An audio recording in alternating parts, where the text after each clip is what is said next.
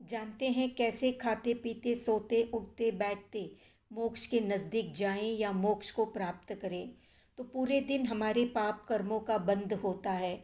जो भी कार्य शरीर से जुड़ा है, जैसे खाना पीना, सोना, बोलना, चलना, उठना, हंसना, रोना, जगना इत्यादि, ये प्रत्येक कार्य कर्म को आकर्षित करते हैं।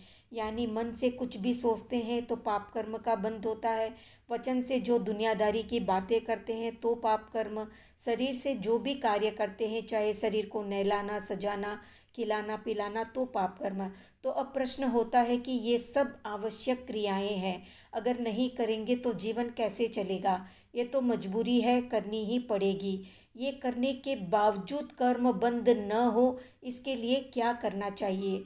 तो संसार के कार्य करते हुए भी कर्म बंध से बचे रहे, ऐसा क्या उपाय है। तो भगवान महावीर बताते हैं, जब तक शरीर है, मन वचन शरीर के कार्य होते रहेंगे। अगर कर्म बंध से बचना है तो संयम से चलो, संयम से बोलो, संयम से खाओ, संयम से पियो, संयम से करो। यानी जानते हुए, सजग रहते हुए, होश में अपने कार्य करना कि मैं ये कर रहा हूँ। जब होश के साथ क्रिया होती है तो कर्म बंध गाढ़ नहीं होते, हल्के रूप में बंधते हैं और हल्के रूप में फल देते हैं।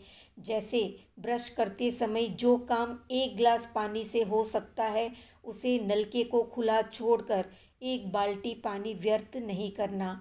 इसी तरह हर छोटे मोटे काम में सजग रहकर अनावश्यक पापों से बचने वाला खाते पीते सोते उठते मोक्ष के नज़दीक जा रहा होता है। जहाँ सजगता छूटी, दुर्घटना घटी, बेहोशी आई और गाढ़ कर्म बंद हो गया।